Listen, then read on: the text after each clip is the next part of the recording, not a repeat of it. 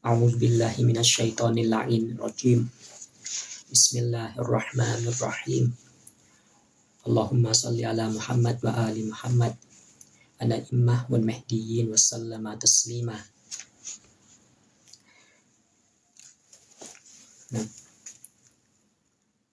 คลิปวิดีโอวันนี้นะครับที่ผมนำมาเสนอแก่ท่านทั้งหลายนะครับก็คือที่ขึ้นอยู่หน้าจอนะครับท่านใช้ชื่อหัวข้อนะครับคลิปวิดีโอว่า God gave the earth to the family of Muhammad หรือเป็นภาษาอาหรับก็คืออัลลอฮฺวะรอซัลอัรฎลิอาลีมุฮัมมัดความหมายถ้าแปลเป็นไทยก็คือพระเจ้านะทรงมอบโลกนี้นะมอบให้ไว้เป็นมรดกให้แก่อาลีมุฮัมมัดหรือว่าวงวานแห่งมุฮัมมัดเนื้อหาในคลิปวิดีโอนี้นะท่านใช้ประมาณ55นาทีในการนั่งบรรยายนะแล้วก็มีพระสหายหญิงของท่านนะก็คือพระสหายหญิงทิฟฟานีนะครับอาลันมะดีนะครับก็ได้นั่งสนทนากับท่านด้วยนะครับโดยท่านอับบาส ซอดีก มินุสสลามเราะห์มะฮ์ได้เริ่มต้นนะพูดคุยนะครับด้วยกับการนำเสนอนะครับโดยท่านได้กล่าวว่านะครับแก่นแท้นะครับหรือว่าพื้นเดิมนะครับแห่งศาสนาของเราเนี่ยศาสนาอะห์มะดีแห่งสันติภาพและรัศมีนะครับเสาหลักมันหรือว่าแก่นแท้ของมันหรือว่าพื้นหลักพื้นเดิมของมันนะครับก็คือแนวคิดในเรื่องของอธิปไตยหรือว่าอำนาจสูงสุดแห่งการปกครองเป็นของพระเจ้าหรือที่เราเรียกกันติดปากว่าฮากีมียาตุลลอฮ์ฮากีมียาตุลลอฮ์คือแนวคิดอันเป็นพื้นฐานนะของศาสนาของเรานะแนวคิดเนี้ยฮากิมิยาตุลลอฮ์หรือว่าอำนาจสูงสุดแห่งการปกครองนะเป็นของพระเจ้านะมันได้ถูกเขียนเอาไว้นะสลักเอาไว้ในธงสีดำของเรานะด้วยคำว่าอัลไบอาตุลิลละนะคำว่าอัลไบอาตุลิลละความหมายก็คือมอบสัตยาบันนะมอบการให้สัตยาบันไว้ให้แก่พระเจ้าเท่านั้นนะความหมายของคำว่าอัลไบอาตุลิลละนะซึ่งอยู่สลักในผืนธงของพวกเรานะมีริวายัตนะได้กล่าวว่ายุคสมัยหนึ่งในยุคสุดท้ายนะริวายัตจากมุฮัมมัดและวงวานแห่งมุฮัมมัดอะลัยฮิมุสสลามนะได้กล่าวว่าเมื่อถึงยุคสมัยหนึ่งนะยุคสุดท้ายนะธงผืนเนี้ยธงสีดำจะถูกชูขึ้นจากทิศตะวันออกซึ่งเป็นธงของอัลกออิมหรือว่าอัลมะฮดีอะลัยฮิสสลามนะและในผืนธงนะมันจะสลักด้วยกับคำเนี้ยคำว่าสัตยาบันเป็นของพระเจ้าหรือว่าสัตยาบันให้แก่พระเจ้าเท่านั้นนะอัลไบอาตุลิลละซึ่งมันจะสอดคล้องกับแนวคิดที่เรากล่าวถึงเมื่อกี้นะก็คือแนวคิดเรื่องของฮากิมิยาตุลลอฮ์หรือว่าอำนาจการปกครองสูงสุดเป็นของพระเจ้าหรือว่าอธิปไตยเป็นของพระเจ้านะแนวคิดเรื่องฮากิมิยาตุลลอฮ์เนี่ยหรืออำนาจการปกครองสูงสุดเป็นของพระเจ้านะท่านอับบาส ซอดีกบอกว่ามันเป็นแนวคิดที่ดูจะซับซ้อนอยู่นะดูจะซับซ้อนอยู่พอสมควรนะจนทำให้หลายคนนะเกิดความลังเลเกิดความสงสัยและก็ตั้งคำถามนะว่าตกลงแล้วแนวคิดฮากิมิยาตุลลอฮ์ที่พวกเรานำเสนออยู่นะที่ท่านอับบาส ซอดีก อับดุลลอฮ์ ฮาชิม มินุสสลามเราะห์มะฮ์นำเสนออยู่นั้นนะมันคืออะไรกันแน่นะฮากิมิยาตุลลอฮ์เนี่ยที่คุณบอกว่าอำนาจสูงสุดเป็นของพระเจ้ามันคืออะไรมันเหมือนกับว่าพวกคุณกำลังขับเคลื่อนอะไรสักอย่างหนึ่งทางการเมืองใช่หรือไม่ หรือพวกคุณนะกำลังจะนำกฎหมายนะบางอย่างหรือชาริอะห์บทบัญญัตินะอะไรต่างๆมาบังคับใช้นะกับบุคคลอื่นๆอยู่หรือไม่หรือพวกคุณกำลังไม่ยอมรับอำนาจรัฐที่มีอยู่บนโลกนี้ใช่หรือไม่นี่คือคำถามเหล่านี้เป็นคำถามที่หลายๆท่านนะตั้งคำถามมาท่านอบูซอดีกมินุสสลามเราะห์มะฮ์จึงบอกว่าวันนี้ท่านจะถือโอกาสนะในการที่จะให้คำตอบนะเคลียร์ในประเด็นเรื่องของฮากิมียะตุลลอฮ์นะและคำถามเหล่านี้ที่คนทั้งหลายได้ถามมาอัลลอฮุมมะศ็อลลิอะลามุฮัมมัดวะอาลีมุฮัมมัดอะนะอิมมะวัลมะฮดียีนวะซัลลัมะตัสลีมาท่านอบูซอดีกมินุสสลามเราะห์มะฮ์กล่าวว่าโดยพื้นฐานแล้วนะพวกเรานะมีความเชื่อมีความศรัทธาว่าโลกเนี้ยและก็สิ่งที่อยู่บนโลกเนี้ยมีผู้สร้างนะก็คืออัลลอฮ์ซุบฮานะฮูวะตะอาลาหรือว่าพระเจ้าผู้ทรงสูงสุดผู้ทรงเอกะนะพระเจ้าในฐานะที่พระองค์เป็นผู้สร้างนะพระองค์เปรียบเทียบตัวเองนะพระองค์เปรียบเทียบตัวเองนะว่าพระองค์นั้นเป็นดั่งกับบิดาและสรรพสิ่งที่พระองค์สร้างสิ่งสร้างสรรค์ของพระองค์นั้นเป็นเหมือนกับลูกหลานของพระองค์นะและสิ่งนี้นะมันก็อยู่ในหลักฐานทั้งในคัมภีร์โทราคัมภีร์ไบเบิลแล้วก็คัมภีร์อัลกุรอานแล้วก็อยู่ในบรรดาริวายาตหรือว่าคำรายงานของมุฮัมมัดและวงวานแห่งมุฮัมมัดอะลัยฮิมุสสลามนะดังนั้นนะเมื่อเป็นเช่นนี้นะเมื่อเรารู้แล้วว่าเมื่อเราศรัทธานะและเราทราบแล้วว่าพระเจ้านะในฐานะผู้สร้างโลกใบนี้สร้างสรรค์สิ่งต่างๆที่อยู่บนโลกใบนี้ในโลกใบนี้ทุกอย่างนะและพระองค์เปรียบเทียบตัวเองเหมือนกับบิดานะและเปรียบเทียบสรรพสิ่งที่พระองค์สร้างเหมือนกับลูกหลานของท่านนะดังนั้นนะริวายัตก็ได้กล่าวต่อไปว่านะริวายัตจากมุฮัมมัดและวงวานแห่งมุฮัมมัดอะลัยฮิสสลามนะ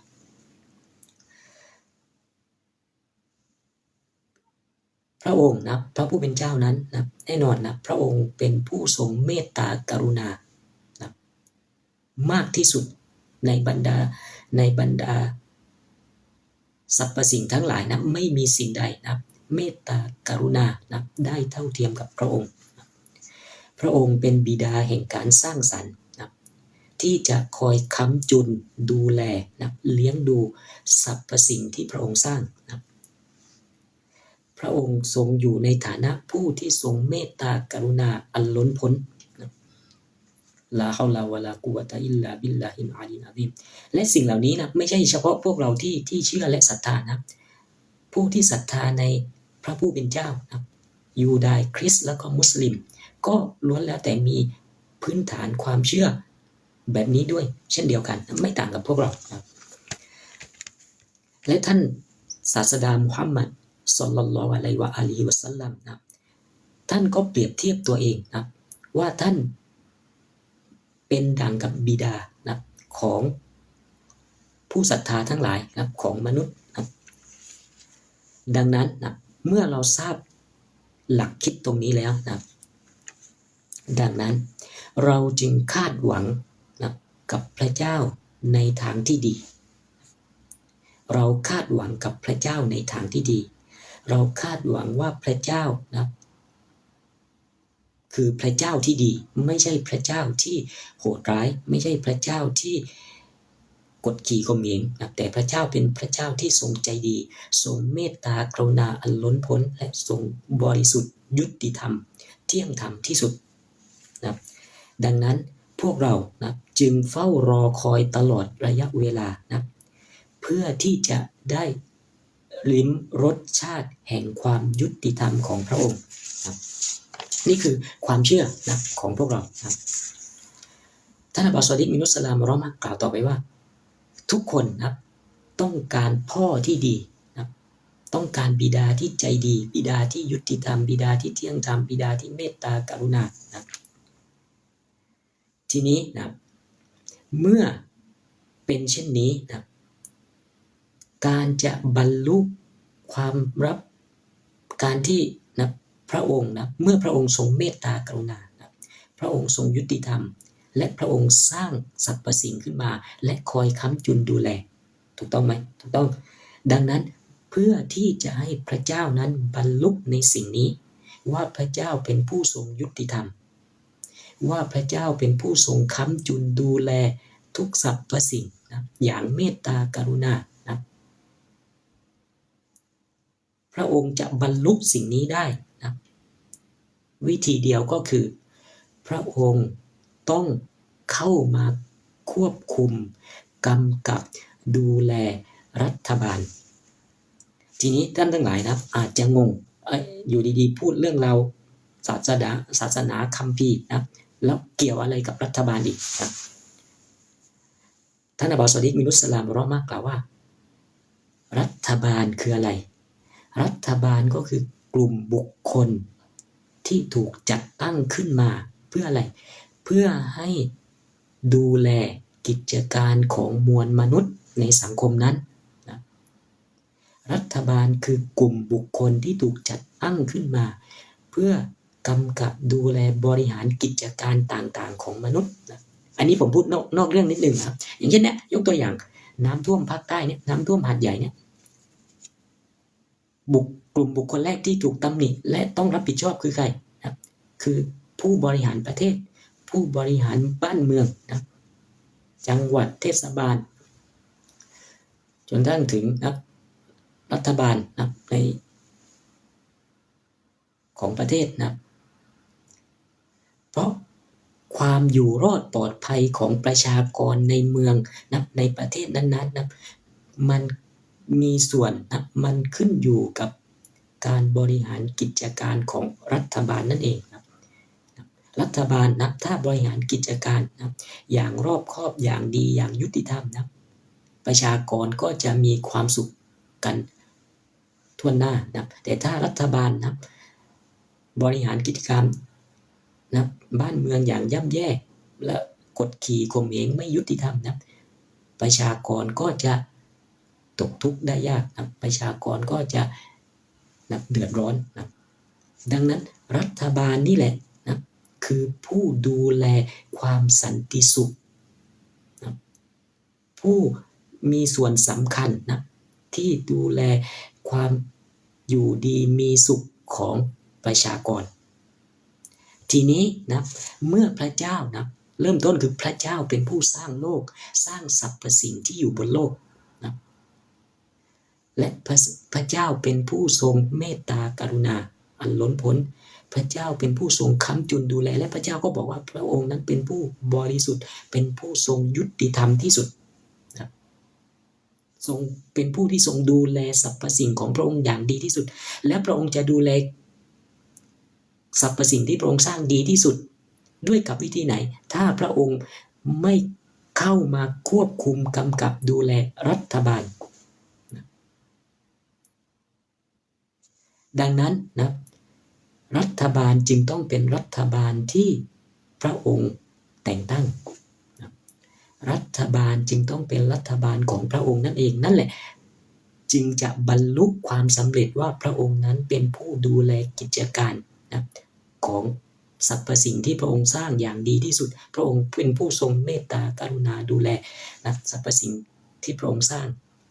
อย่างทั่วหน้าอย่างยุติธรรมเพราะถ้าพระองค์ปล่อยให้รัฐบาลอื่นเข้ามานะที่พระองค์ไม่ได้มีส่วนร่วมนะเข้ามาดูแลบริหารกิจการนะประชากรของพระองค์นั่นเท่ากับว่าพระองค์นะไม่บรรลุนะความหมายของคำว่าพระองค์เป็นผู้ทรงเมตตาเอ็นดูนะดูแลนะสรรพสิ่งที่พระองค์สร้างอย่างดีที่สุดนะพระองค์ไม่บรรลุความหมายของคำว่าที่พระองค์เปรียบว่าพระองค์นั้นเป็นบิดานะที่ดีนะพระองค์กลายเป็นบิดาที่ไม่ดีทันทีเลย ลาฮาวลาวะลากุวะตะอิลลาบิลลาฮิลอาลีลอะซีมดังนั้นนะรัฐบาลจึงต้องเป็นรัฐบาลที่พระเจ้าทรงแต่งตั้งเท่านั้นพระองค์จึงจะบรรลุความหมายของคำว่าพระองค์นั้นเป็นบิดานะที่ดีได้นะไม่เช่นนั้นนะไม่มีทางที่พระเจ้าจะบรรลุถึงนะการเป็นบิดาที่ดีได้ลาฮาวลาวะลากุวะตะอิลลาบิลลาฮิลอาลีลอะซีมนะดังนั้นนะรัฐบาลหรืออำนาจการปกครองนะกิจการนะบนโลกนี้นะจึงแยกไม่ออกจากศาสนาของพระองค์และก็มีนะคำรายงานต่างๆจากมุฮัมมัดและวงวานแห่งมุฮัมมัดอะลัยฮิมุสสลามนะมากมายที่ยืนยันในแนวคิดอันเนี้ยที่เรานำเสนอไปข้างต้นเนี้ยนะมีบทดุอาของอาลุลไบต์อะลัยฮิมุสสลามนะที่กล่าวว่าพระเจ้านะโอ้ผู้เป็นกษัตริย์แห่งบรรดากษัตริย์ทั้งหลายนะโอ้ผู้เป็นราชาแห่งบรรดาราชาทั้งหลายนะดังนั้นนะมันก็บ่งชี้ว่าเรื่องราวของการปกครองกับเรื่องราวของศาสนานะคือสิ่งเดียวกันนะศาสนากับอาณาจักรนะศาสนาคืออาณาจักรอาณาจักรคือศาสนานะศาสนาจะไม่แยกออกจากอาณาจักรอย่างเด็ดขาดลาฮาวลาวะลากุวะตะอิลลาบิลลาฮิลอาลีลอะซีมนะผมพยายามนับไปช้าๆนะเพื่อว่าท่านทั้งหลายนะให้เข้าใจนะบางท่านอาจจะเพิ่งเข้ามารับฟังใหม่นะให้ได้เคลียร์ในประเด็นนี้นะเพราะวันนี้นักวิชาการนักการศาสนานะผู้เบี่ยงเบนทั้งหลายนะไม่ว่าจะศาสนายูดายศาสนาคริสต์ศาสนาอิสลามนะพวกเขาพยายามทำให้ศาสนาแยกออกจากอาณาจักรนะเขากำลังทำให้ศาสนานะให้พระเจ้านะไม่มีส่วนร่วมในรัฐบาลนะ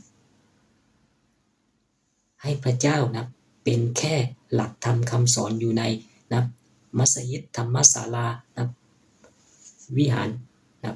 แค่นั้นเองนะแต่เขาให้อำนาจในการบริหารกิจการบ้านเมืองนะเป็นของสิ่งอื่นที่ไม่ใช่ของพระเจ้านะดังนั้นวันนี้เราต้องมาเคลียร์ในประเด็นนี้ท่านอับบาสต้องการเคลียร์ในประเด็นนี้ให้ชัดว่าเป็นไปไม่ได้ที่พระเจ้าในฐานะสัตว์เป็นผู้สร้างและพระองค์ยืนยันว่าพระองค์เป็นผู้ทรงดูแลทุกสรรพสิ่งที่พระองค์สร้างอย่างดีที่สุดอย่างเมตตากรุณานะและให้ความยุติธรรมเที่ยงธรรมนะเป็นเปรียบเทียบตัวเองว่าเป็นดังบิดานะและสรรพสิ่งที่พระองค์สร้างเป็นลูกหลานของท่านและถ้าพระองค์เป็นบิดาที่ดีนะพระองค์จะไม่ปล่อยให้ลูกหลานสรรพสิ่งของท่านนั้นอยู่ในความนะเดือดร้อนนะอยู่ในการดูแลที่ไม่ดีนะดังนั้นการประชากรของพระองค์นะจะถูกดูแลดีหรือไม่ดีมันขึ้นอยู่กับรัฐบาลรัฐบาลที่มาปกครองประชากรของพระองค์นะดังนั้นรัฐบาลที่ดีที่สุดคือรัฐบาลไหนรัฐบาลที่พระองค์สร้างเท่านั้นที่พระองค์ทรงแต่งตั้งเองเท่านั้นถึงจะตอบโจทย์ว่าเป็นรัฐบาลที่ดีที่สุดและนั่นแหละเมื่อเป็นรัฐบาลที่ดีที่สุดนะประชากรของพระองค์นะที่ถูกปกครองโดยรัฐบาลที่ดีที่สุดนั้นย่อมจะอยู่ดีกินดีนะย่อมจะได้รับความยุติธรรมเที่ยงธรรมนะมันจึงตอบโจทย์ที่ว่าพระองค์นั้นเป็นบิดาที่ดีพระองค์เป็นผู้ทรงบริสุทธิ์ยุติธรรมเที่ยงธรรมพระองค์เป็นผู้ทรงดูแลนะสรรพสิ่งที่พระองค์สร้างอย่างดีที่สุดและไม่มีใครดูแลเท่ากับพระองค์ลาฮาวลาวะลากุวะตะอิลลาบิลลาฮิลอาลีลอะซีมโอเคนะเราไปกันต่อนะ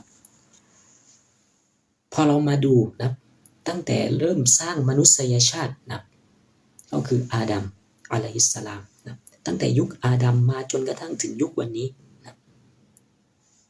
เริ่มแรกที่สร้างอาดัมพระองค์ก็ชี้นำในเรื่องราวของการปกครองตั้งแต่วันนั้นเลยเพราะอะไรเพราะพระองค์บอกว่าอินนีจาอิลุลฟิลอัรดีคอลิฟะแท้จริงข้าจะแต่งตั้งคอลิฟะคือตัวแทนของพระองค์ไงข้า ข้าหลวงของพระองค์ผู้นี้นะข้าจะแต่งตั้งผู้ที่เป็นตัวแทนของข้าบนหน้าแผ่นดินนะแล้วก็เมื่อแต่งตั้งแล้วนะแต่งตั้งอาดัมนะใส่พระวิญญาณอันศักดิ์สิทธิ์ลงไปในอาดัมเป่าวิญญาณอันศักดิ์สิทธิ์ลงไปในอาดัมแล้วก็นะบังคับนะมีคำสั่งให้กับมวลมาลาอิกัตมวลหมู่ยินและสรรพสิ่งทั้งหลายนะหมอบกราบสุญูดต่ออาดัมนะนั่นหมายถึงว่าวันนั้นในสวนเอเดนนะให้ทุกคนนั้นนะสยบยอมต่ออำนาจการปกครองของอาดัมนั่นเองดังนั้นเรื่องราวของรัฐบาลแห่งพระเจ้าเรื่องราวของอำนาจการปกครองมันมีตั้งแต่เริ่มต้นแห่งนะวรรณกรรมแห่งมนุษยชาติกับพระผู้เป็นเจ้าแล้วนะ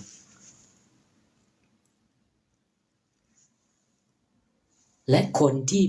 พระเจ้าทรงโปรดเกล้าคือใครคือคนที่ไม่ยอมรับอำนาจของอาดัมนั่นเองคนที่ไม่ยอมสุญูดไม่ยอมก้มกราบนะต่ออาดัมก็คืออิบลิสละนะตุลลอฮ์อะลัยฮินะดังนั้นอิบลิสจึงเป็นศัตรูกับอุดมการณ์ของพระเจ้านะตั้งแต่วันนั้นท่านอับบาส วะดีมินุสลามเราะห์มะห์บอกว่าตรงจุดเนี้ยเรื่องราวอันเนี้ยน่าสนใจนะน่าสนใจตรงที่ว่าสถานที่วันนั้นน่ะก็คือสวนเอเดนตรงนั้นน่ะ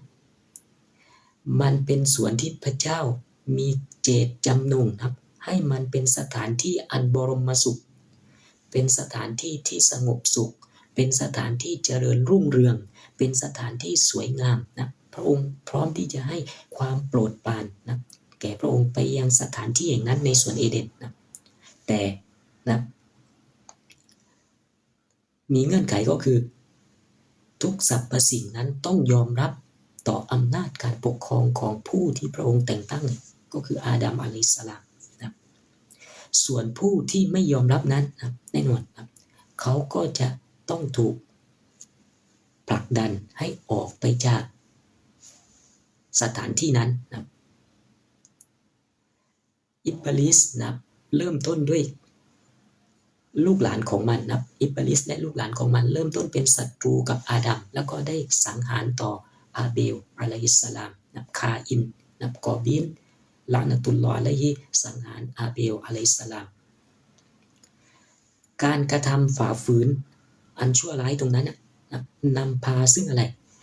ซึ่งการที่พระเจ้าให้กลุ่มชนของอาดัมนะออกห่างจากกลุ่มชนของอิบลิสและคาอินนะพระองค์เนรเทศนะคาอินหรือกอบินละนะตุลลอฮ์อะลัยฮินะให้ออกไปจากนะสถานที่ที่อาดัมอยู่นะเพื่ออะไรเพื่อเป็นการแบ่งแยกนะว่าสถานที่ที่อาดัมอยู่ต้องยอมรับอำนาจการปกครองของอาดัมเท่านั้นนะส่วนใครไม่ยอมรับอำนาจการปกครองนะเขาจะต้องออกไปจากนะออกห่างจากดินแดนตรงนั้นนะอาณาจักรตรงนั้นนะเมื่อคุณไม่ยอมรับอำนาจการปกครองของพระเจ้าก็คือไม่ยอมรับผู้ที่เป็นตัวแทนที่พระเจ้ากำกับที่พระเจ้าส่งมานะดังนั้นคุณไม่มีสิทธิ์อยู่ในอาณาจักรตรงนั้นคุณต้องถูกเนรเทศออกไปนะแต่ครั้นั้นนะคาอินละนะตุลลอฮ์อะลัยฮินะก็ถูกเนรเทศออกไปให้ห่างจากชุมชนนะดินแดนของอาดัมและลูกหลานอาดัมอะลัยฮิมุสสลามพอมาถึงยุคของโนอาห์นะแนวคิดเนี้ยยังคงมีอยู่ตลอดเวลานะและยุคของโนอาห์นะมันก็มีแนวคิดเนี้ยชัดเจนลงไปอีกเหมือนกันนะชัดเจนให้เห็นอีกนะนั่นก็คือนะ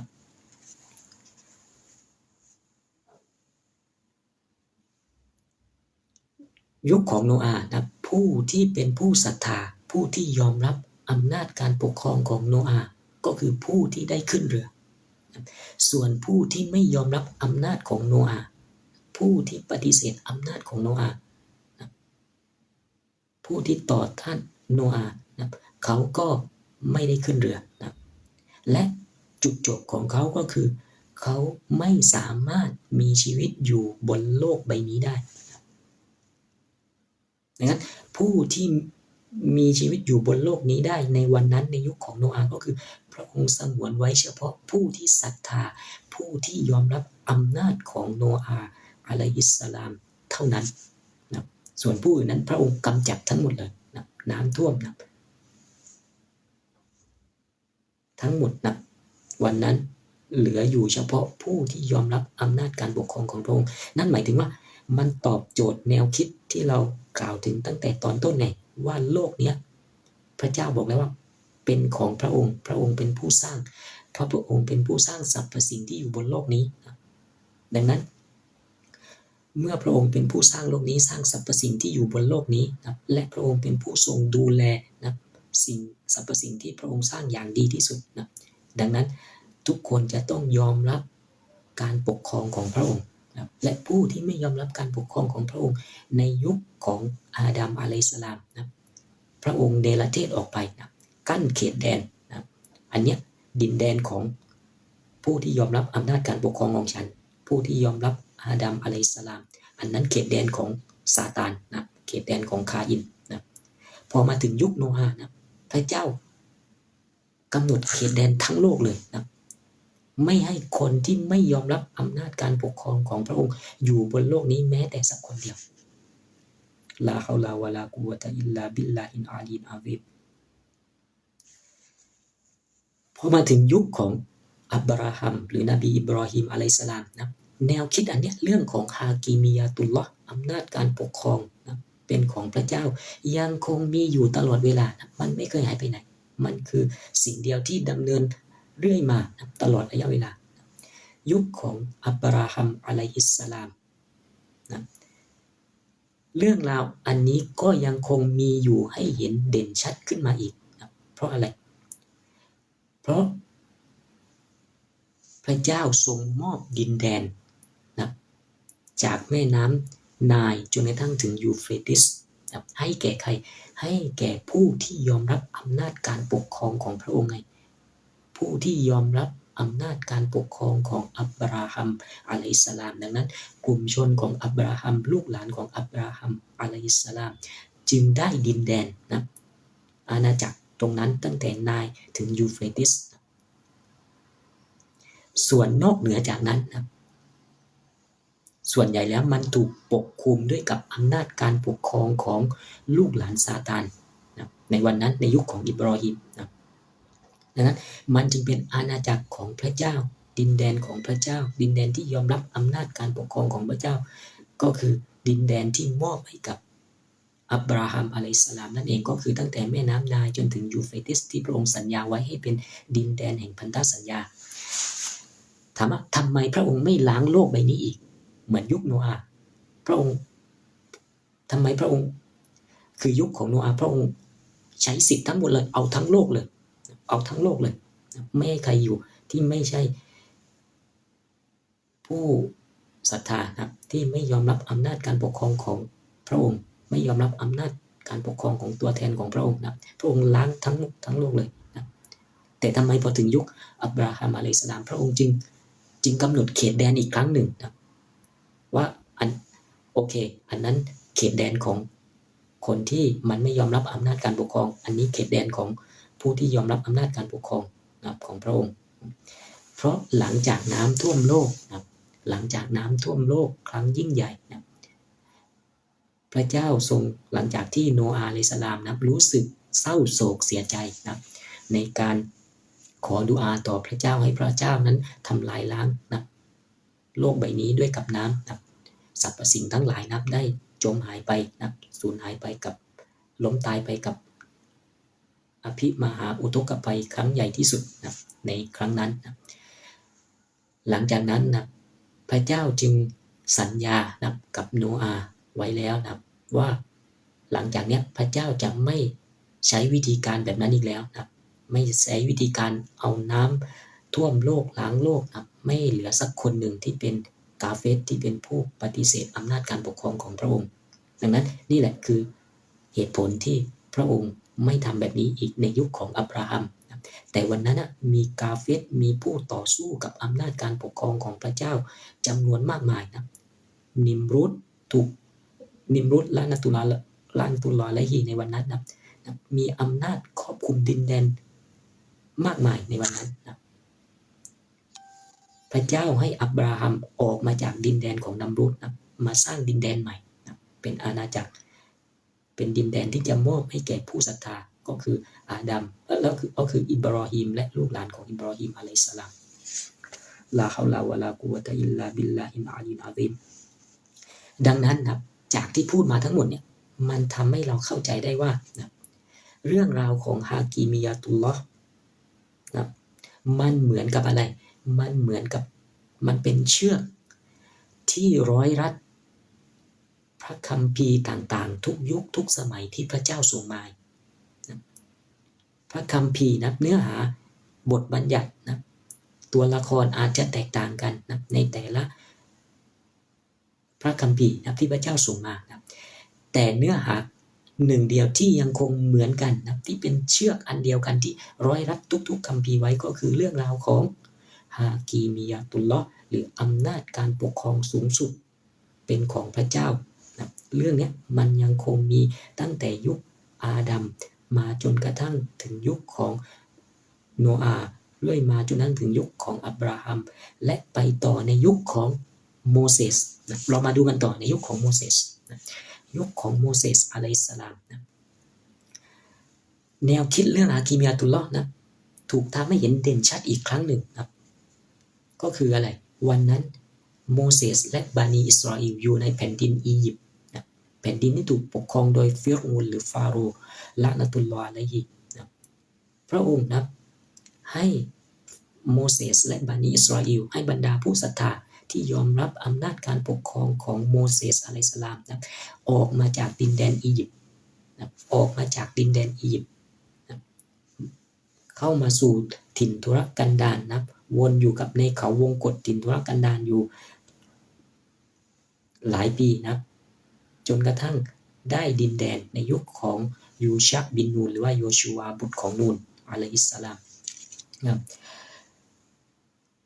ดังนั้นนะพระเจ้าจึงไม่ให้ผู้ศรัทธานะอยู่ในดินแดนนะของอาณาจักรของผู้ที่ไม่ยอมรับอำนาจการปกครองของพระองค์ไม่ยอมรับตัวแทนของพระองค์แล้วก็พระองค์นะมอบดินแดนนะตามที่เคยสัญญาไว้ให้แก่อับราฮัมว่าจะมอบดินแดนนี้ให้แก่อับราฮัมและลูกหลานของอับราฮัมแล้วก็มาได้ในยุคของโมเสสอะลัยฮิสสลามในยุคของ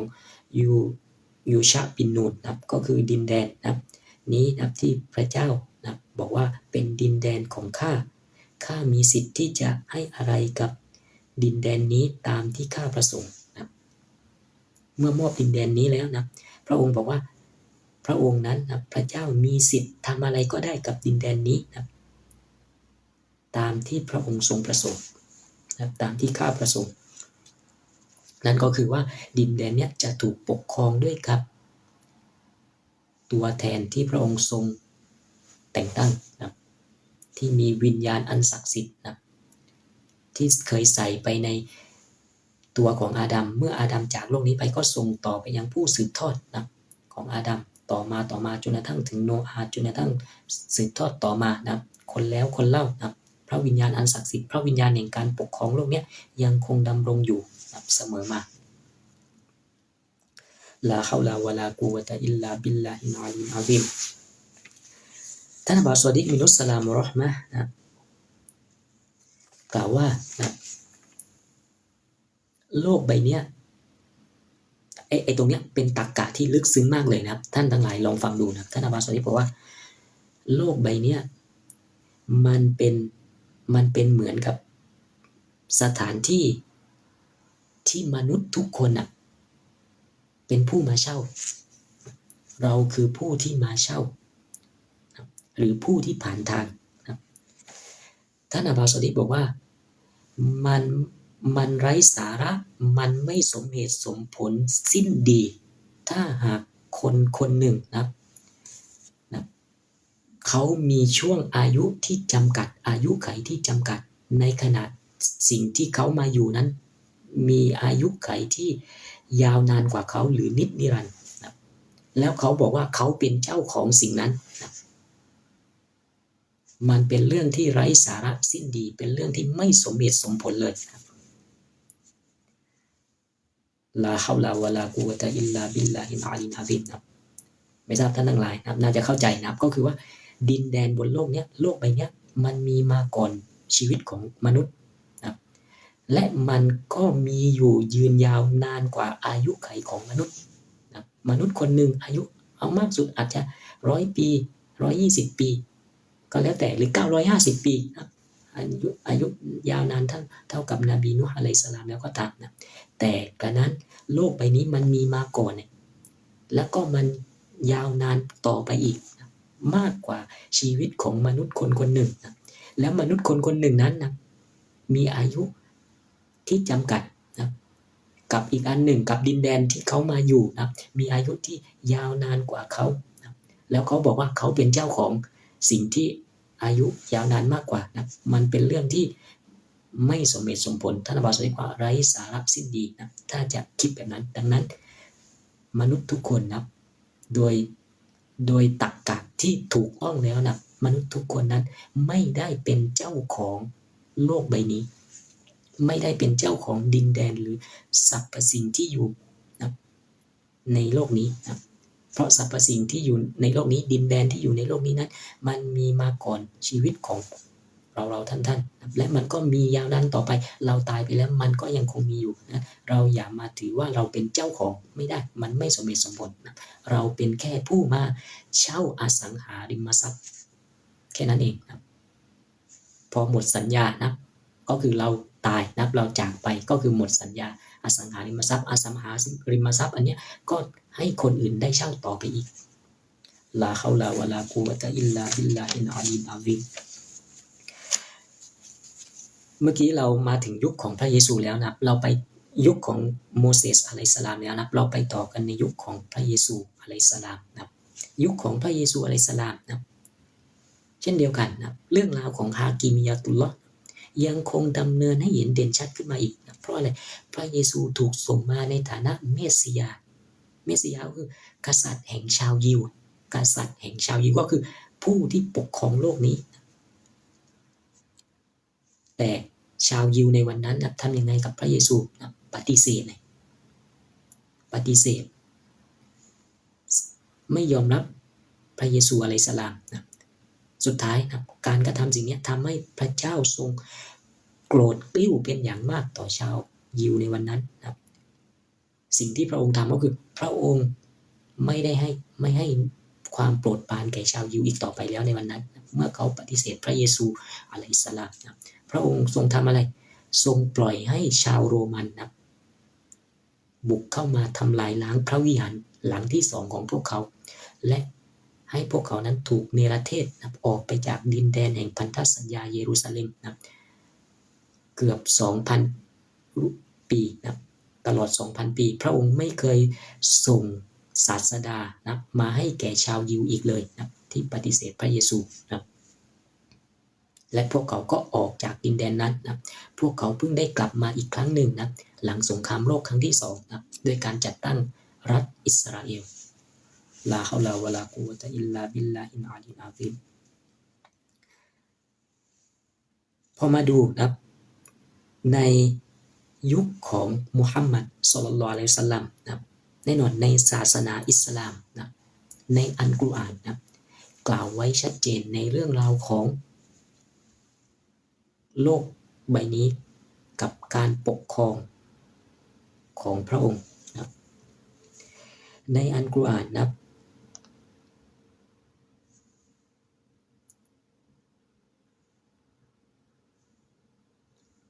เรื่องราวของพระเยซูนะผมพูดอีกนิดนึงนะเรื่องราวของพระเยซูนะความเชื่อนะของชาวคริสต์นะเมื่อพระเยซูไม่ได้ขึ้นปกครองนะเพราะพระเยซูประกาศศาสนา3 ปีนะเกิดเหตุการณ์ถึงไม้กางเขนก่อนนะแต่ความเชื่อของชาวคริสต์จวบจนกระทั่งถึงวันนี้เขาเชื่อว่าวันหนึ่งพระเยซูนะจะกลับมาอีกครั้งหนึ่งนะมาทำหน้าที่การเป็นเมสสิยาก็คือกษัตริย์ปกครองชาวโลกนะนี่คือเหตุผลที่พระเยซูกลับมาอีกครั้งหนึ่งก็คือมาปกครองโลกใบนี้นะ มาทวงคืนอำนาจการปกครองนะที่อยู่ในมือของซาตานมารร้ายนะและพระองค์จะสถาปนาราชอาณาจักรอันยิ่งใหญ่ขึ้นมาในยุคสุดท้ายนี่คือความเชื่อของชาวคริสต์เรามาดูศาสนาอิสลามครับศาสนาอิสลามในอัลกุรอานนะกล่าวไว้ชัดเจนนะว่า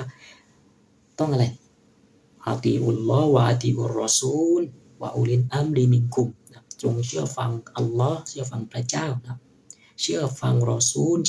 ก็คือมุฮัมมัดศ็อลลัลลอฮุอะลัยฮิวะซัลลัมเชื่อฟังใครอีกผู้ปกครองในหมู่ของสุเจ้านะและแน่นอนนะชาวมุสลิมทุกคนเราเข้าใจกันดีว่าการเชื่อฟังมุฮัมมัดศ็อลลัลลอฮุอะลัยฮิวะซัลลัมก็คือเชื่อฟังทุกสิ่งทุกอย่างไม่มีข้อแม้นะไม่มีข้อแม้ครับว่าต่ออัตต่อรอซูลทุกอย่างนะในอัลกุรอานนับและบรรดาริวายัตหะดีษต่างๆจากมุฮัมมัดและอุมมะในมุฮัมมัดอะลัยฮิมุสสลามกล่าวยืนยันชัดเจนว่ามุฮัมมัดนั้นมีความเป็นสิทธิ์ในตัวของเขายิ่งกว่าตัวของผู้ศรัทธาคนใดนะยิ่งกว่าตัวของเขาเสียอีกนะดังนั้นการเชื่อฟังต่อมุฮัมมัดนั้นนะคือเชื่อฟังทุกสิ่งทุกอย่างนะไม่มีข้อแม้นะดังนั้นนะมุฮัมมัดจากจุดตรงเนี้ยจึงทำให้เห็นว่ามุฮัมมัดอยู่ในฐานะอะไรฐานะจอมกษัตริย์จอมกษัตริย์ที่มนุษย์ทุกคนนะผู้ศรัทธาทุกคนจะต้องศิโรราบจะต้องยอมจงรักภักดีนะเป็นกษัตริย์แห่งชาวมุสลิมเป็นกษัตริย์แห่งมวลมุสลิมนะลาฮาวลาวะลากุวะตะอิลลาบิลลาฮิลอาลีลอะซีมในองค์การอัลกุรอานนะในองค์การอัลกุรอานนะกล่าวไว้ชัดเจนเดี๋ยวเรามาดูนะในเรื่องราววันนี้อัลลอฮุมะศ็อลลิอะลามุฮัมมัดวะอาลีมุฮัมมัดอะนะอิมมะฮ์วัลมะฮดียีนวัสซัลลัมะตัสลีมะ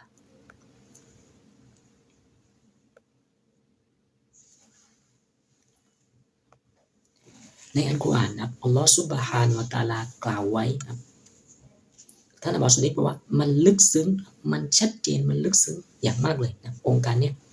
อัลลอฮฺซุบฮานะฮูวะตะอาลากล่าวไว้ยังไงอินนัลอัรฎอลิลลาห์อัลลอฮฺบอกว่าอินนัลอัรฎอลิลลาห์แท้จริงโลกใบเนี้ยโลกเนี้ยเป็นของอัลลอฮ์เป็นของพระเจ้านะพระองค์บอกว่าเป็นของพระเจ้าในอัลกุรอานบอกจะนี่เป็นของพระเจ้าแล้วพระองค์บอกอะไรต่อยูริซุฮามัยยะชามินอิบาดิฮิพระองค์นั้นทรงมอบมันให้เป็นมรดกสืบทอดให้แก่ใครให้แก่ผู้ที่พระองค์ทรงประสงค์จากปวงบ่าวของพระองค์เป็นของพระองค์และพระองค์มอบให้เป็นมรดกนะสืบทอดนะมอบให้แก่ใครให้แก่ปวงบ่าวของพระองค์ที่พระองค์ทรงประสงค์นะวัลอากิบาตุลิลมุตตะกีนและท้ายที่สุดแล้วมันจะเป็นของบรรดาผู้ยำเกรงนะดังนั้นมุสลิมนะมุสลิมที่นะคิดตื้นๆทั้งหลายนะอ่านกุรอานที่พวกท่านอ่านอยู่ทุกวันนั้นนะระบุชัดเจนว่าเราไม่มีทางแยกอาณาจักรโลกนี้ออกจากศาสนาจักรออกจากการปกครองของพระองค์ได้เลยนะองค์การนี้ชัดเจนเคลียร์อย่างมากเลยว่าโลกนี้พระองค์บอกว่าเป็นของฉันนะและฉันมอบมันนะฉันมอบมันให้แก่เป็นมรดกให้แก่ผู้ที่ฉันประสงค์จากปวงบ่าวของฉันและท้ายที่สุดแล้วโลกนี้ทั้งโลกมันจะเป็นของบรรดาผู้ยำเกรงนะดังนั้นมุสลิมทั้งหลายนะอันนี้ผมพูดน้องเรื่องนิดหนึ่งนะมุสลิมทั้งหลายนะวันนี้พวกท่านยินดีปรีดานะพวกท่านไม่มีความรู้สึกอะไรเลยกับวันนี้ที่โลกใบนี้ที่พวกท่านอยู่ภายใต้อำนาจการปกครองของผู้ที่เป็นศัตรูของพระเจ้านะแต่นั้นที่พระเจ้าบอกว่ามันเป็นของฉันและฉันจะมอบให้แก่ผู้ที่ฉันประสงค์นับจากปวงบ่าวของฉันนะและท้ายที่สุดมันจะต้องเป็นของบรรดาผู้ยำเกรงลาฮาวลาวะลากุวะตะอิลลาบิลลาฮิลอาลีลอะซีม และพอมาดูวจนะของท่านศาสดามุฮัมมัดศ็อลลัลลอฮุอะลัยฮิวะซัลลัมครับเมื่อท่านจะจากโลกนี้ไปนะครับท่านมอบมรดกอันเนี้ยเพราะปวงบ่าวที่พระองค์ทรงประสงค์นะก็คือใครก็คือมุฮัมมัดนั่นเองนะเมื่อมุฮัมมัดจะจากโลกนี้ไปมุฮัมมัดจึงทำยังไงนะจึงเขียนพินัยกรรมไงนะเพราะอะไรเพราะจะมอบมรดกเนี้ยสืบทอดต่อไปไงให้แก่ใครให้แก่อิหม่ามอามีรุลมุมินีนอาลีอะลัยฮิสสลามและในพินัยกรรมอันนั้นก็ได้ระบุรายชื่อต่อไปอีกนะว่าจะให้ใครสืบทอดต่อนะดังนั้นเมื่อโลกใบนี้เป็นของพระเจ้าและพระเจ้ามอบให้มันเป็นของใครของมุฮัมมัดศ็อลลัลลอฮุอะลัยฮิวะซัลลัมเมื่อมุฮัมมัดจะจากโลกนี้ไปมุฮัมมัดส่งทอดมรดกอันนี้ต่อให้แก่ใครอีกให้แก่อิหม่ามอาลีและบรรดาอิหม่ามหลังจากอิหม่ามอาลีอะลัยฮิสสลามนะซึ่งอยู่ในพินัยกรรมของท่านศาสดามุฮัมมัดศ็อลลัลลอฮุอะลัยฮิวะซัลลัมดังนั้นอิหม่ามอาลีอะลัยฮิสสลามจึงอยู่ในฐานะของผู้เป็นเจ้าของโลกใบนี้นะและบรรดาอิหม่ามที่อยู่ในพินัยกรรมนะบรรดาบุคคลที่เป็นคอลิฟะห์ที่อยู่ในพินัยกรรมของท่านศาสดามุฮัมมัดก็คือผู้รับมรดกก็คือผู้เป็นเจ้าของโลกใบนี้ลาฮาวลาวะลากุวะตะอิลลาบิลลาฮิลอะลีลอะซีมอัลลอฮุมมะศ็อลลิอะลามุฮัมมัดวะอาลีมุฮัมมัดอะนะอิมมะฮ์วัลมุฮดียีนวัสซัลลัมะตัสลีมาดังนั้นนะในท่านอับบาสซอดิกบอกว่าในประเทศท่านอับบาสซอดิกบอกว่าริวายัตอื่นๆอีกนะมันก็มีอีกนะที่ยืนยันว่าผู้ใดก็ตามนะถ้าเขาไม่ยอมรับว่าเราอะลุนไบต์อะลัยฮิมุสสลามเป็นผู้ที่ดูแลกิจการของโลกใบนี้เป็นผู้บริหารเป็นผู้มีอำนาจการปกครองเขาผู้นั้นคือกาเฟรนะอะลุนไบต์อะลัยฮิมุสสลามยืนยันว่าใครก็ตามที่ไม่ยอมรับนะว่าพวกเราอาลุนไบต์คือผู้ดูแลกิจการบนโลกใบนี้ผู้มีอำนาจการปกครองบนโลกใบนี้นะเขาผู้นั้นคือกาเฟรเขาผู้นั้นคือผู้ปฏิเสธศรัทธา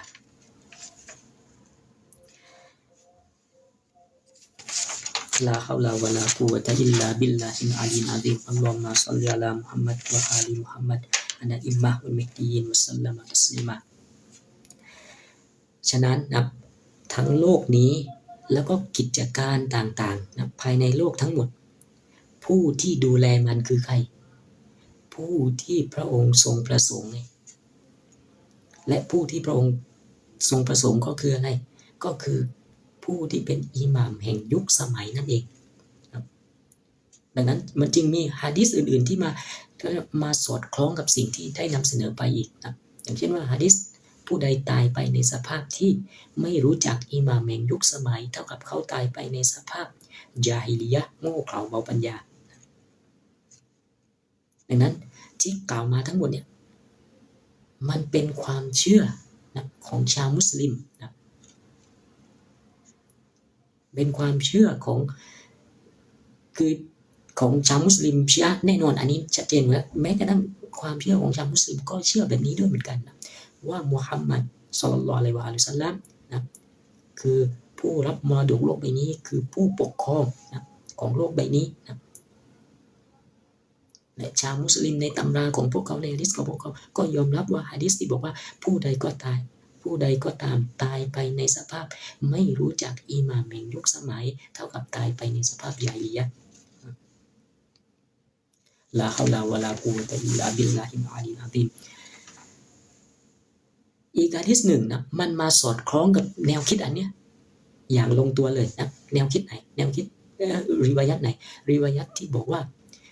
ผู้ใดชุบชีวิตนะอาลุนไบต์อะลัยฮิมุสสลามนะได้กล่าวว่าผู้ใดชุบชีวิตผืนดินนะผู้ใดเข้าไปชุบชีวิต ผืนดินผืนหนึ่งให้มันมีชีวิตชีวาขึ้นมาคือให้มันชุ่มชื่นนะให้มันเขียวขจีนะแน่นอนนะที่ดินแปลงนั้นนะถือว่าเขาได้ครอบครองนะเป็นผู้มีสิทธิ์ได้ครอบครองนะและเขามีสิทธิ์ที่จะได้เก็บเกี่ยวจากสิ่งต่างๆนะผลผลิตต่างๆนะที่เขาทำขึ้นมาในที่ดินผืนนั้นนะได้นะเท่าที่เขาต้องการเท่าที่ความจำเป็นนะในการที่เขาจะเอาไว้นะเลี้ยงดูตัวเองและครอบครัวของเขาส่วนที่เหลือหลังจากนั้นนะเมื่อใช้เท่าที่จำเป็นแล้วที่เขาและครอบครัวของเขานะได้แล้วนะที่เหลือนั้นจะต้องส่งมอบมันนะให้กับอิหม่ามแห่งยุคสมัยของเขานั่นหมายความว่าไงนั่นหมายความว่าทุกดินแดนนั้นนะบนโลกนี้ผู้เป็นเจ้าของที่แท้จริงคืออิหม่ามแห่งยุคสมัยนะและผู้ที่เข้าไปครอบครองผู้ที่เข้าไปทำประโยชน์เขามีสิทธิ์ใช้ได้นะจนกระทั่งเขาใช้เท่าที่ความจำเป็นในชีวิตและครอบครัวของเขาใช้นะที่ส่วนที่เหลือนั้นนะ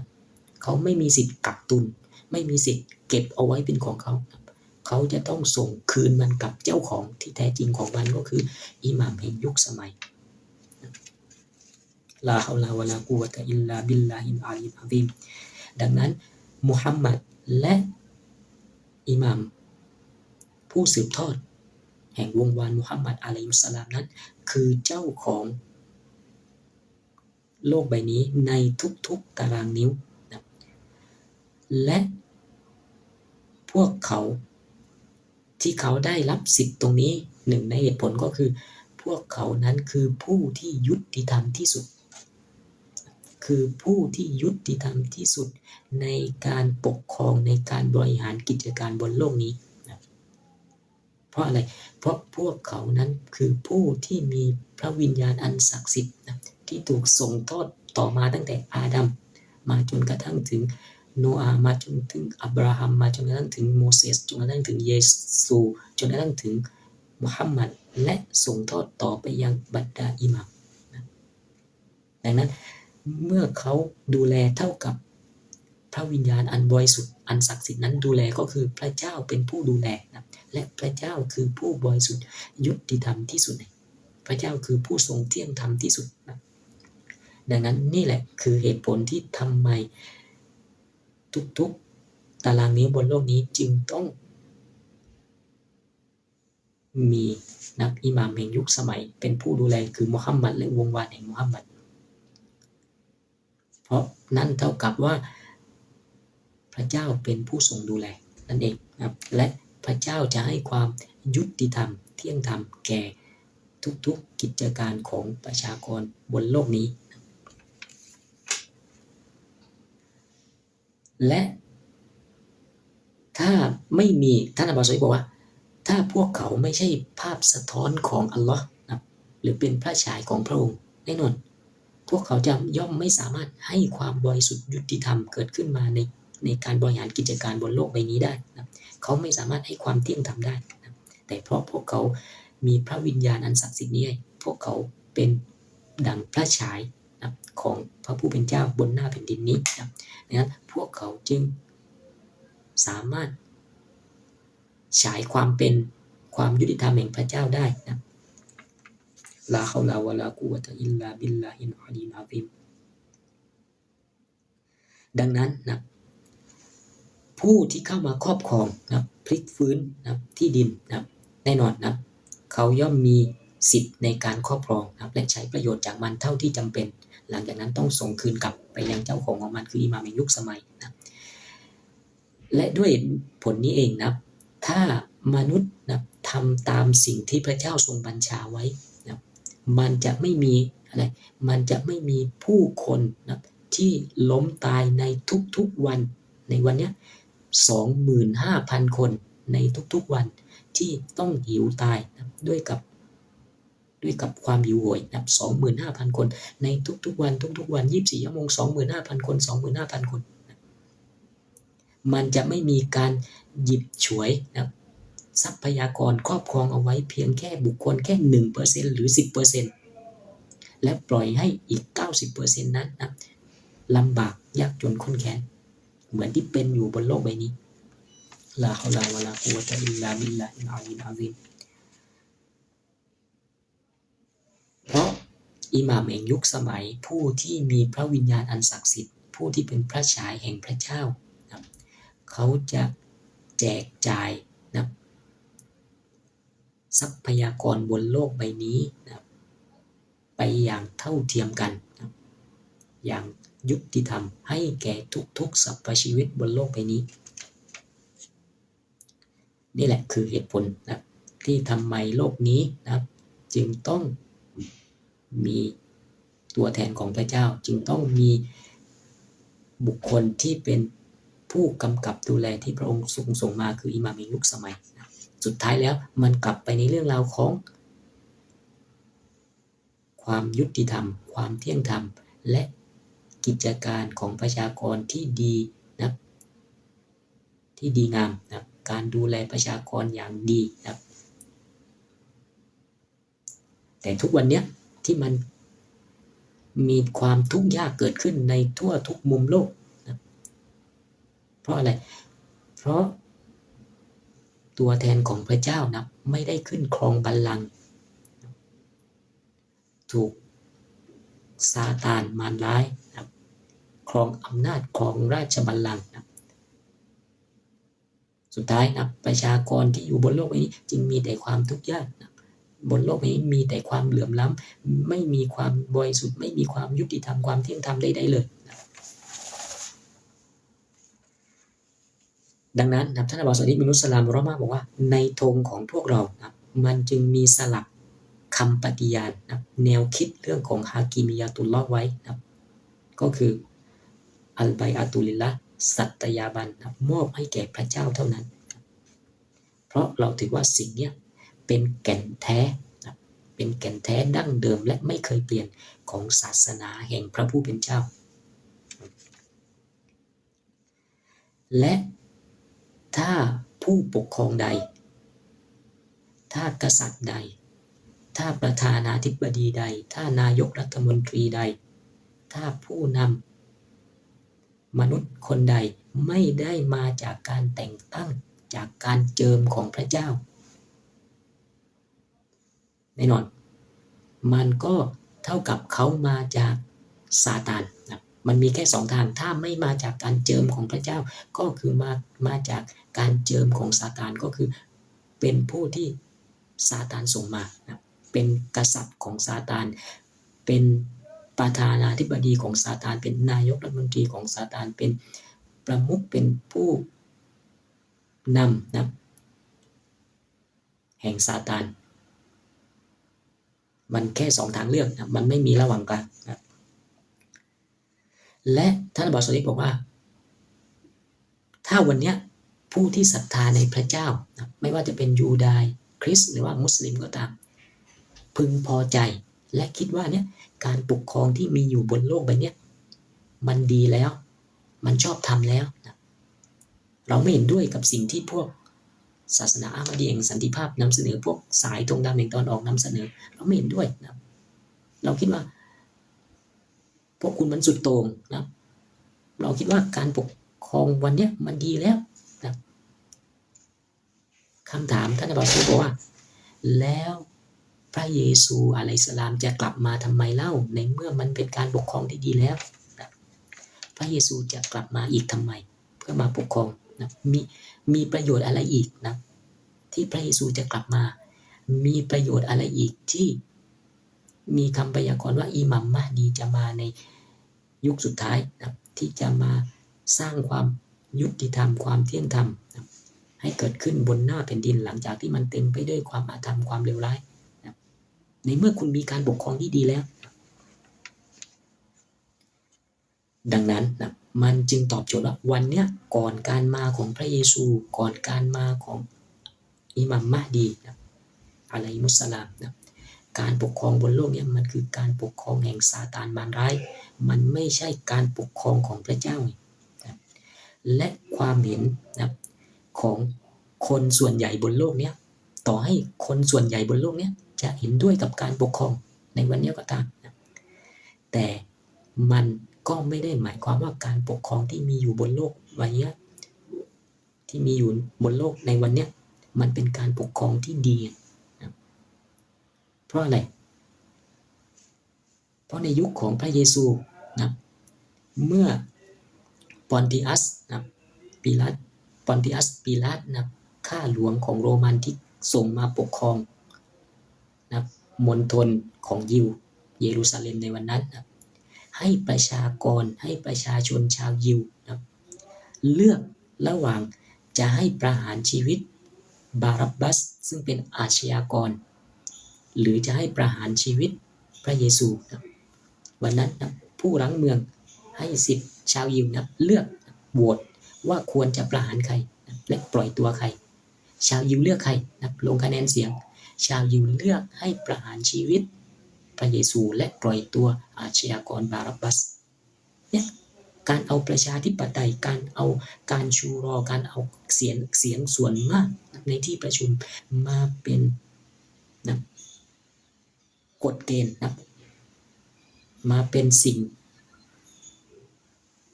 ชี้นำนะสุดท้ายแล้วมันก็นำไปสู่สิ่งไหนนำไปสู่ความหลงผิดและผิดพลาดที่ร้ายแรงและหายนะลาฮาวลาวะลากุวะตะอิลลาบิลลาฮิลอาลีลอาซีมในอัลกุรอานนะอันนี้ไม่ต้องพูดถึงเลยนะอัลลอฮฺซุบฮานะฮูวะตะอาลากล่าวไว้ในอัลกุรอานอย่างชัดเจนเคลียร์นะพระองค์กล่าวว่าอะไรวะอินตุติอักษรมันฟิลอาร์ดยูดิลลูกะอันซะบีลิลลาห์ซะดะกัลลอฮุลอาลียุลอะซีมอัลลอฮ์กล่าวว่าหากเจ้าเชื่อฟังคนหมู่มากคนส่วนมากของผู้คนในหน้าแผ่นดินแล้วพวกเขาจะทำให้เจ้านั้นหลงทางไปจากทางของอัลลอฮ์ลาฮาวลาวะลากุวะตะอิลลาบิลลาฮิลอาลียะซีมดังนั้นคนหมู่มากประชาธิปไตยการชูรออะไรพวกนี้ไม่ใช่คำตอบว่าสิ่งนั้นเป็นสิ่งที่ดีนะและส่วนใหญ่แล้วนะมันจะนำไปสู่ความผิดพลาดความหายนะเสมอนะในศาลแห่งประชาธิปไตยนะ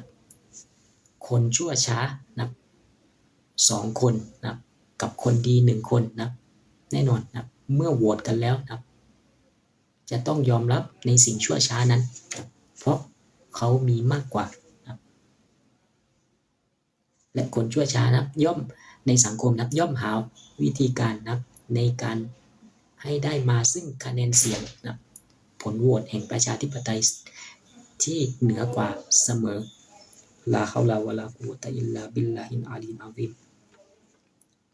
ดังนั้นนะเรานะศรัทธาว่าตัวของพวกเรานะมีหน้าที่ที่จะต้องให้สัตยาบันเฉพาะแก่บุคคลที่ถูกเจิมโดยพระเจ้าเท่านั้นนะไม่มีสิทธิ์มอบสัตยาบันให้สัตยาบันแก่บุคคลอื่นใดนอกเหนือจากนี้โดยเด็ดขาดนี่คือความเชื่อของเราลาฮาวลาวะลากุวะตะอิลลาบิลลาฮิลอาลีลอาซีมและท่านอบบาส ศอลิห์ บิน นุสลามอัลเลาะห์มะก็บอกว่าที่พูดมาทั้งหมดเนี้ยมันหมายความว่าเราจะบรรลุซึ่งเป้าหมายนะที่เราพูดมาเนี่ยด้วยกับการใช้ความรุนแรงใช่ไหมท่านอบบาสตอบว่าไม่เปล่าเราไม่ได้บอกแบบนั้นนะเราไม่เชื่อเช่นนั้นเราปฏิเสธสิ่งนั้นนะเราไม่เชื่อว่าความรุนแรงจะนำมาซึ่งนะหนทางที่ดีนะ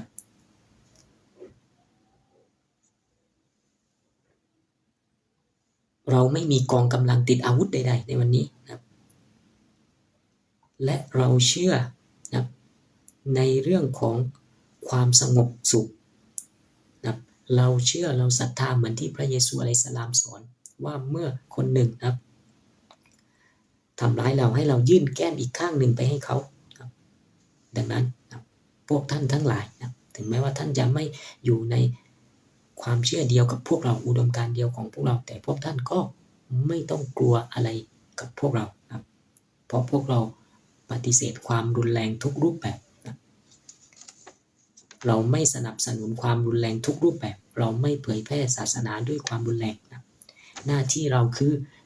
การชี้แจงนะการนำข่าวนะให้ความรู้สิ่งนี้ไปยังแก่ผู้คนแต่ทั้งนี้ทั้งนั้นนะไม่มีการบังคับกันใน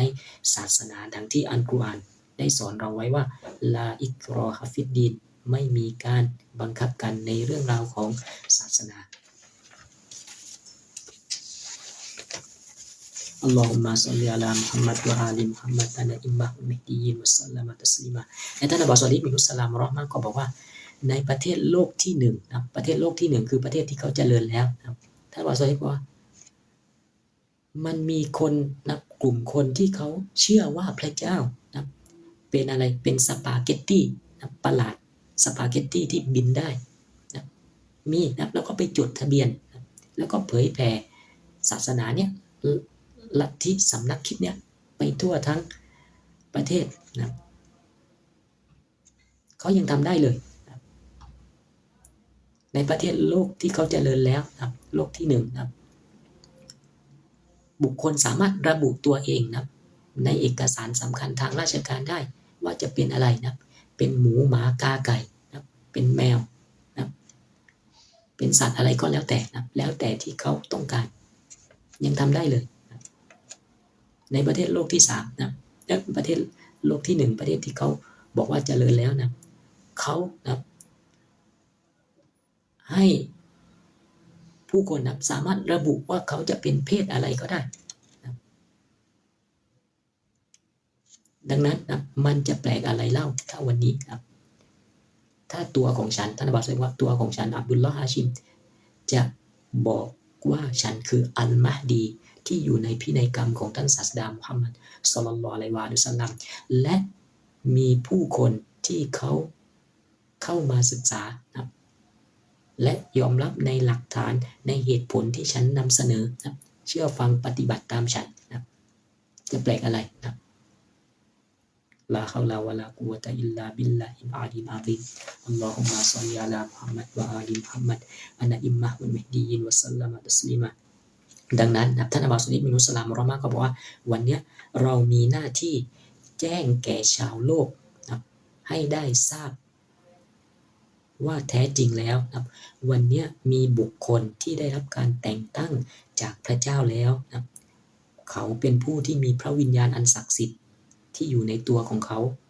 ผู้ที่เป็นกษัตริย์ที่ถูกแย่งบัลลังก์ไปนะเราหน้าที่ของเราในวันนี้เราไม่ใช่จับอาวุธขึ้นต่อสู้นะไม่ใช่เราหน้าที่เราคือการแจ้งนะข่าวสารอันเนี้ยความรู้อันเนี้ยไปให้แก่ชาวโลกนะลาฮาวลาวะลากุวะตะอิลลาบิลลาฮิลอาลีมอะซีมและเราขอแจ้งว่าทั้งอิหมัมมะฮดีอะลัยฮิสสลามและพระเยซูอะลัยฮิสสลาม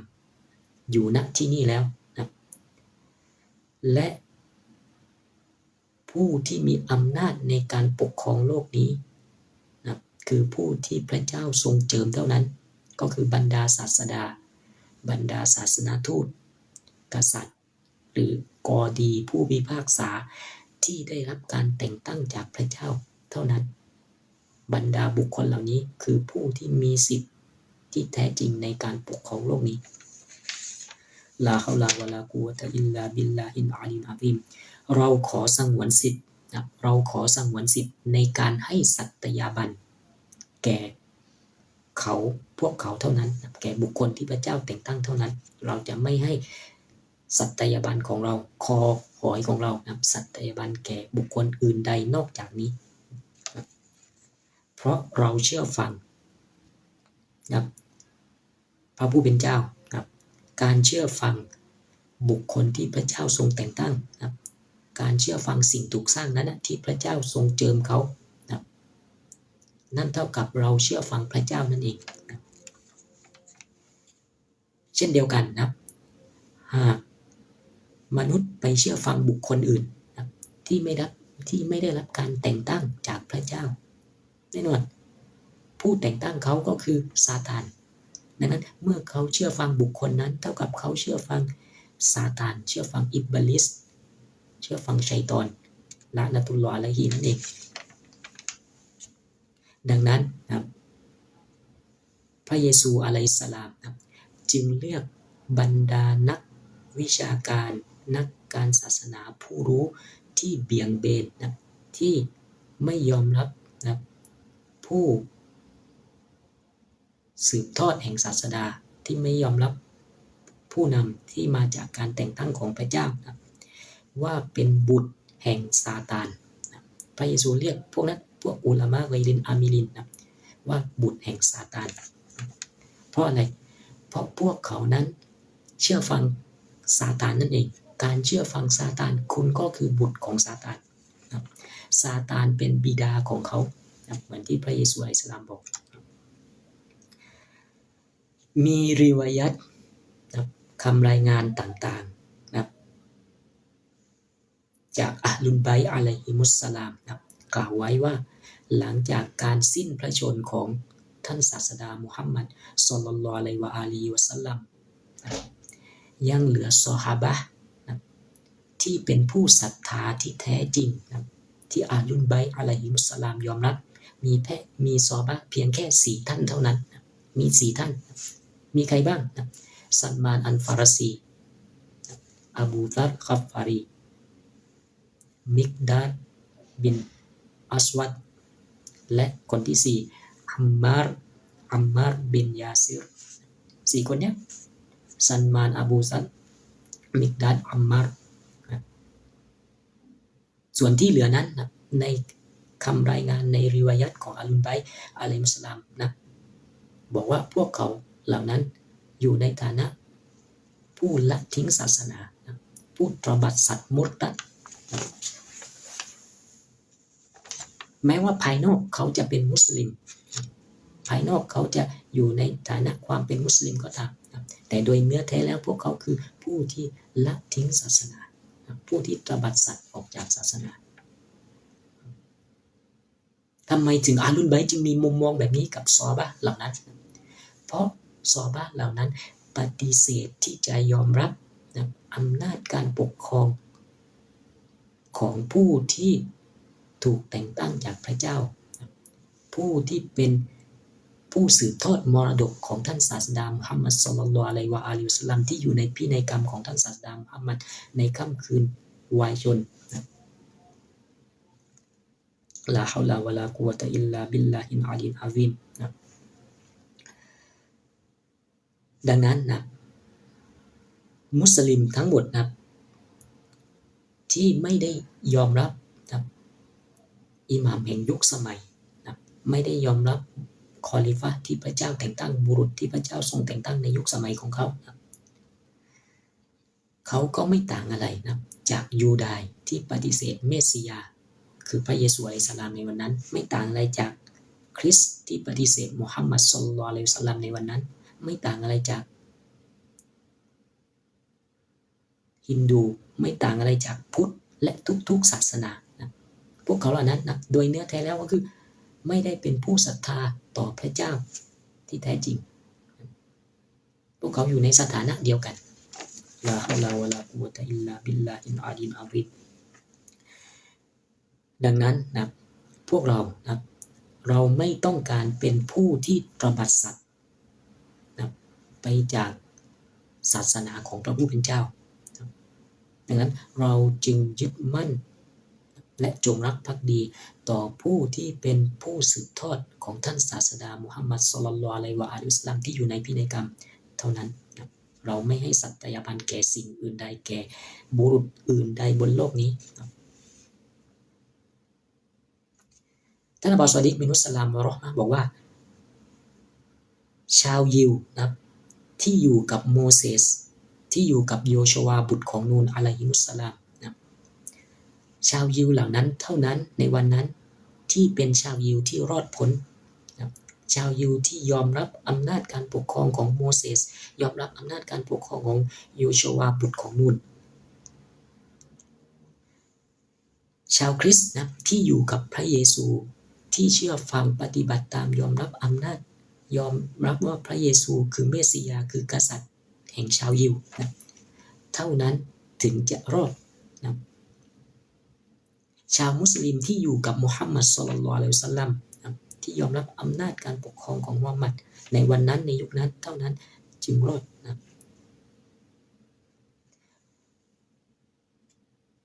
คุณไม่มีทางท่านบอกใช่ว่าคุณไม่มีทางนะเข้าข้างนะหรือยอมรับทั้งโมเสสแล้วก็ฟิรเอาน์นะทั้งโมเสสแล้วก็ฟาโรห์นะคุณไม่มีทางนะคุณต้องเลือกนะคุณจะยอมรับและเข้าข้างทั้งโมเสสแล้วก็ฟาโรห์ไปในเวลาเดียวกันย่อมเป็นไปไม่ได้คุณไม่มีสิทธิ์ไม่มีทางเลยที่จะยอมรับอับราฮัมแล้วก็นิมรุดไปพร้อมกันในเวลาเดียวกัน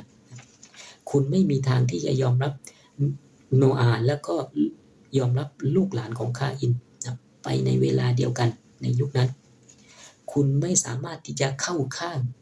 และยอมรับทั้งมุฮัมมัดและมูไซลามะไปในเวลาเดียวกันในยุคนั้น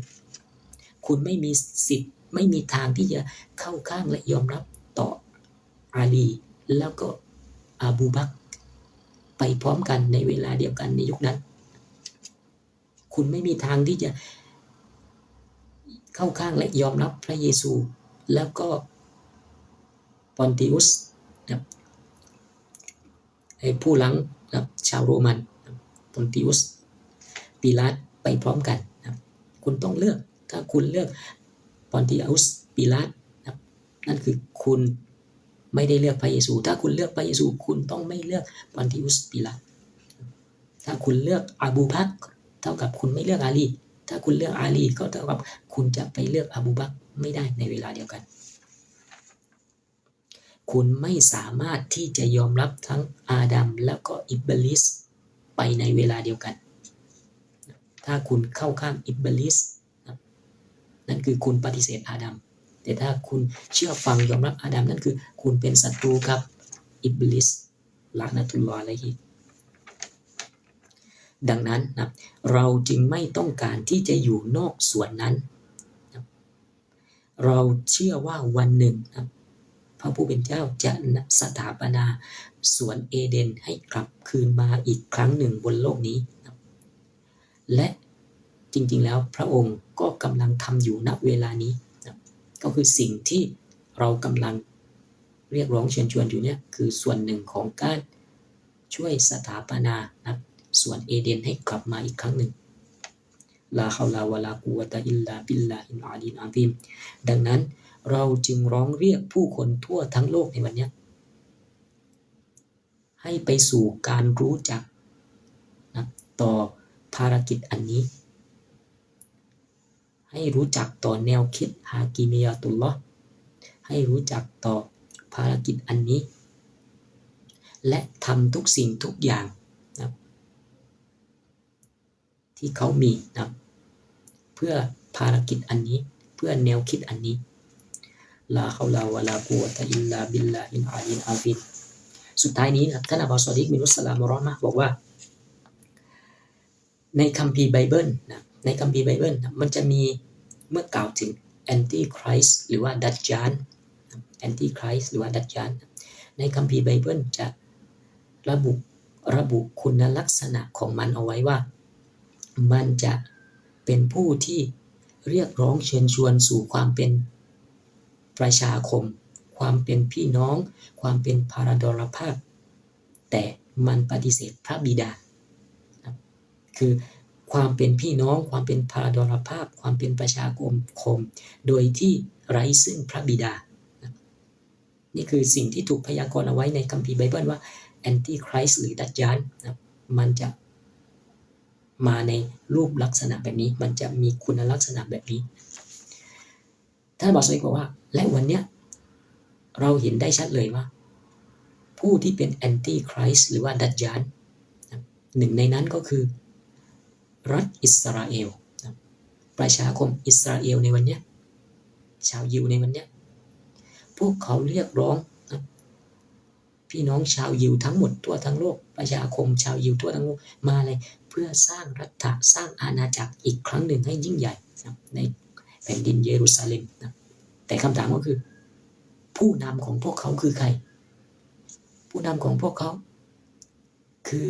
ผู้ที่ไม่เกี่ยวข้องใดๆนะกับพระเจ้าเลยไม่ได้ถูกเจิมไม่ได้ถูกแต่งตั้งโดยพระเจ้า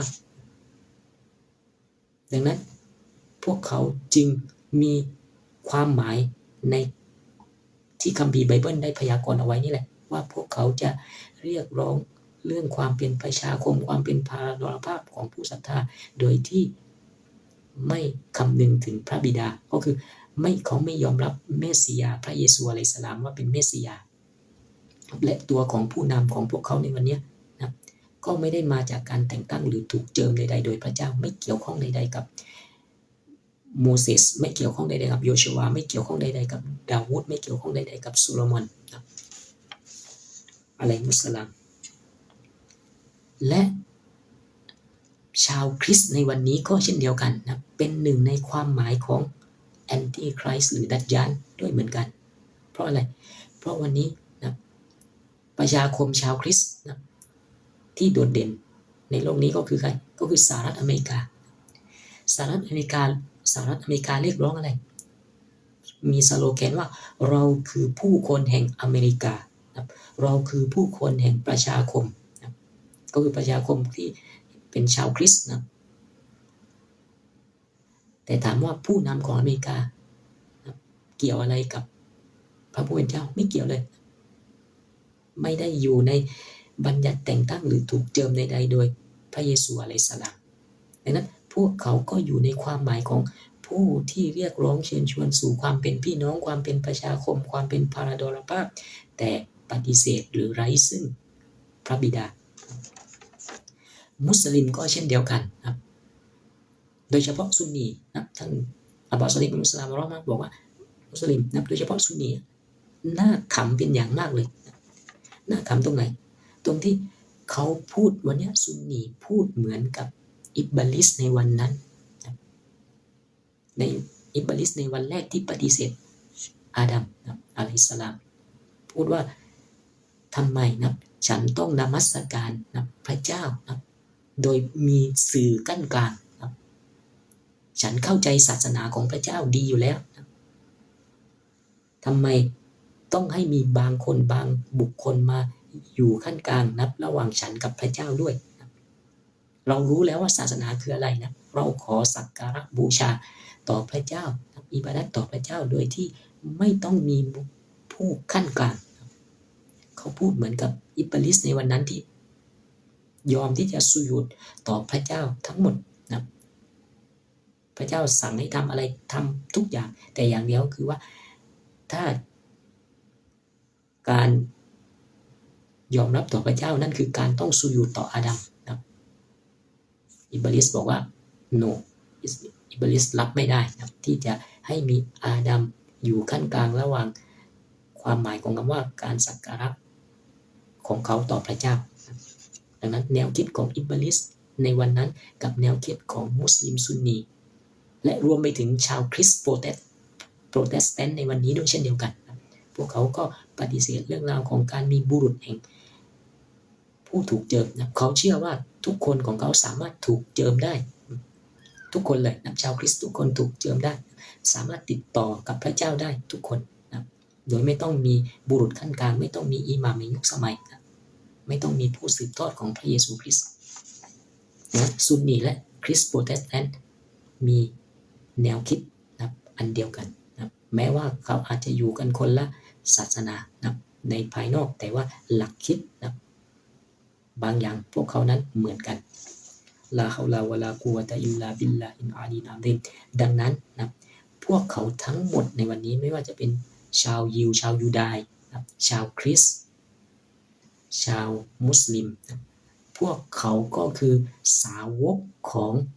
แอนตี้คริสต์หรือดัจญานนั่นเอง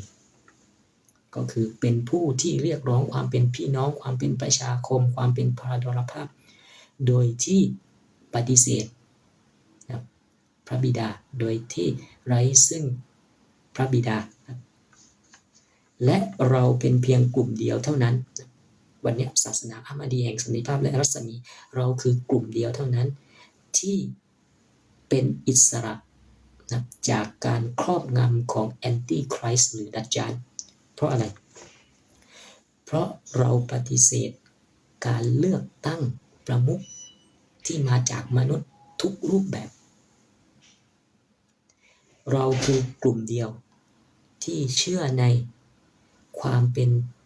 พาราดอรภาพความเป็นประชาคมความเป็นพี่น้องที่มีพระบิดาและความหมายของคำว่าพาราดอรภาพที่มีพระบิดาหมายความว่าการสร้างประชาคมและประชาคมนั้นมีผู้นำที่ได้รับการเจิมหรือการแต่งตั้งโดยพระผู้เป็นเจ้านี่คือความหมายของคำว่าพาราดอรภาพหรือประชาคมที่มีบิดาและวันนี้คือกลุ่มเรากลุ่มเดียวเท่านั้นศาสนาแห่งอะห์มดีสันติภาพและรัศมีอัลลอฮุมมะศ็อลลิอะลามุฮัมมัดวะอาลีมุฮัมมัดอะนะอิมมะฮ์วัลมะฮดียีนวะซัลลัมะตัสลีมะ